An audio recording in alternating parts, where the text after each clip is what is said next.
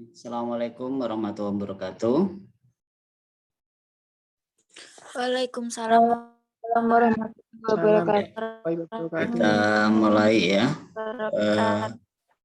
Ya, terima kasih. Kita mulai dengan berdoa terlebih dahulu. Berdoa dipersilahkan.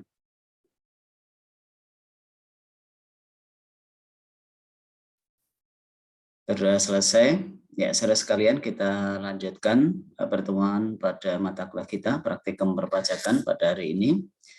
Pekan yang lalu, kalau tidak salah, kita sampai pada menghitung, menyetor, dan melaporkan pajak penghasilan masa pajak Desember 2017.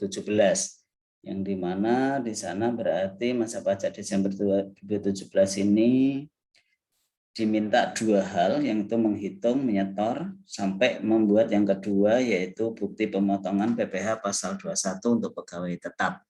Dan pada hari ini kita akan melanjutkan pokok bahasan berikutnya. Saudara bisa membuka buku 2, yaitu terkait instruksi dan kertas kerja halaman 5. Ya. Buku 2, halaman 5 di sana ada instruksi yang sangat panjang sekali. Masih ada dua instruksi utama, yaitu halaman 5 dan halaman 6. Kita pada hari ini adalah pertemuan ke-12. Masih ada 4 pertemuan kurang lebih yang nanti akan kita selesaikan dua instruksi ini. Dan hari ini kita akan menyelesaikan paling tidak ada 2 poin di halaman 5 itu. Ya. Instruksi utamanya adalah menghitung, menyetor, dan melaporkan pajak penghasilan badan tahun 2017. Kalau tugas sebelumnya adalah masih pada periode tidak tahunan ya, pada pertemuan hari ini berarti kita akan diminta menghitung selama 1 periode, yaitu tahun 2017. Nah, saudara sekalian, saudara bisa membaca dengan lebih cermat lagi di halaman 5 buku 2, yaitu di sana ada terkait dengan penghitungan, penyetoran, kurang bayar jika ada, dan pelaporan PPh badan. Kemudian di sini ada keterangannya tidak harus dilakukan pada akhir tahun pajak. Kemudian wajib pajak diberi kesempatan untuk membayar kurang bayar dan melaporkan, yaitu penyampaian SPT tahunan PPh badan paling lambat pada akhir bulan keempat tahun pajak berikutnya. Ya, biasanya kita ketahui biasanya pada bulan Maret itu ya, kita itu diminta untuk segera menyetorkan SPT, yaitu melaporkan pajak yang kita tanggung. Ternyata PPh badan juga demikian, yaitu paling lambat pada akhir bulan keempat, yaitu bulan April tahun berikutnya. Kalau ini kita menyelesaikan tahun 2017, maka paling lambat nanti April 2018 saudara harus segera menyampaikan SPT tahunannya. Kemudian di sini ada keterangan berikutnya, PT Dwi Ananda menyampaikan SPT tahunan PPh badan pada batas akhir penyampaian, yaitu pada akhir bulan April 2018 setelah membayar kurang bayar, itu pun jika ada. Nah, langkah-langkah yang harus dilakukan dalam mengisi SPT tahunan PPh badan PT Dwi Ananda ini diantaranya ada 6 langkah ya. Di samping itu ada keterangan di bawahnya. Saudara bisa membacanya lebih pelan-pelan lagi ya, dipahami. Nah, di 6 langkah yang ada di halaman 5 itu, paling tidak hari ini kalau melihat dari kertas kerjanya dan juga tingkat kesulitannya, ya bisa kita kerjakan adalah 2. Tetapi kalau nanti saudara bisa menyelesaikannya, kalau sampai 6 kayaknya tidak cukup waktunya ya, ini banyak sekali. Kalau saudara bisa juga melihat kertas kerjanya mulai halaman berapa itu? Ada yang tahu? Halaman 50 ya.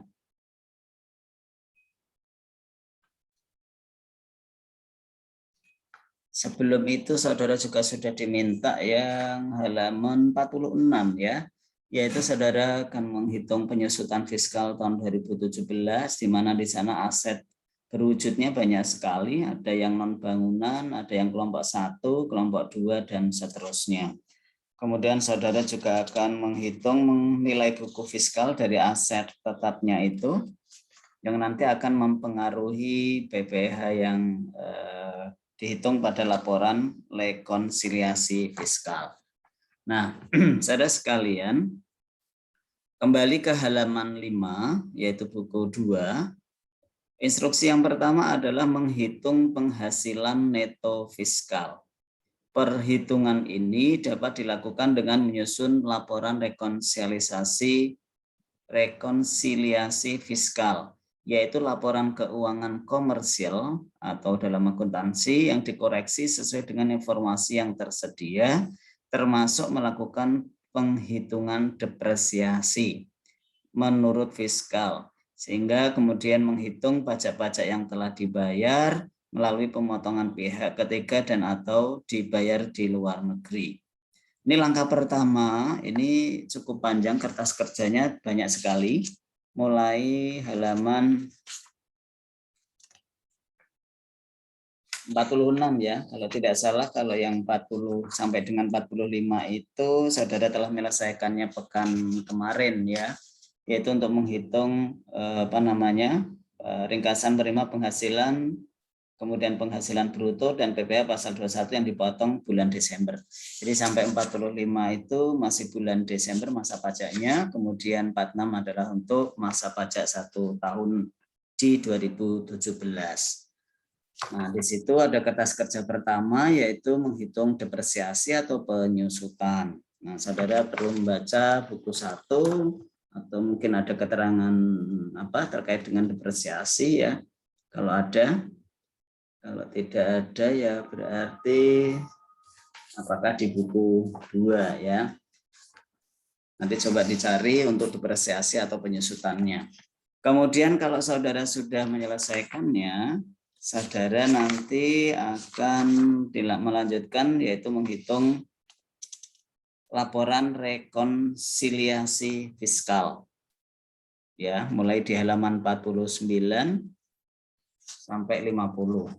Ternyata sebelum itu saudara diminta juga yaitu PPh yang telah dibayar dalam negeri tahun 2017 melalui pemotongan atau pemungutan pihak ketiga di dalam negeri itu di halaman 48.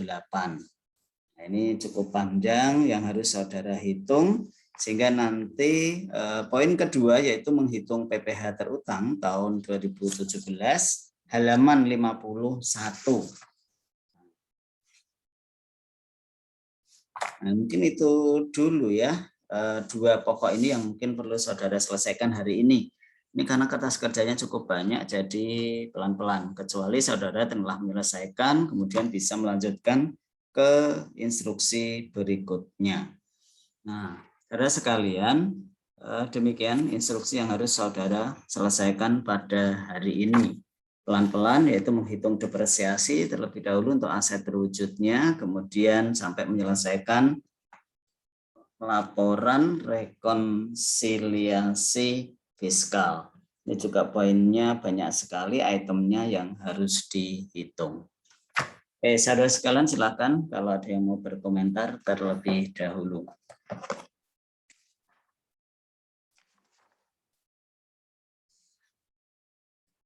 Ada?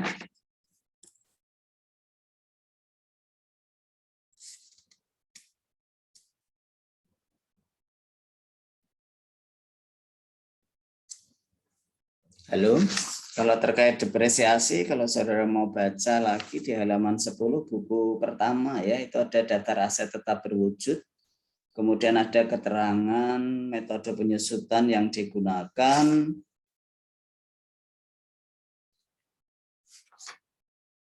Yaitu garis lurus ya, garis lurus berarti tinggal dihitung saja. Di situ ada harga perolehannya, kemudian ada nilai residu dikurangi, kemudian dibagi dengan taksiran umur ekonomis, sehingga nanti 1 tahun itu bisa diperoleh berapa. Kalau tidak salah perhitungan metode garis lurus demikian ya, yaitu harga perolehan dikurangi taksiran nilai residu dibagi taksiran umur ekonomis. Kalau tidak salah.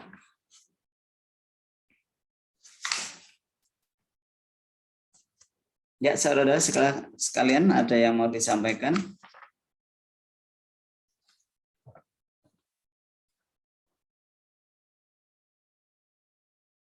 Tidak ada.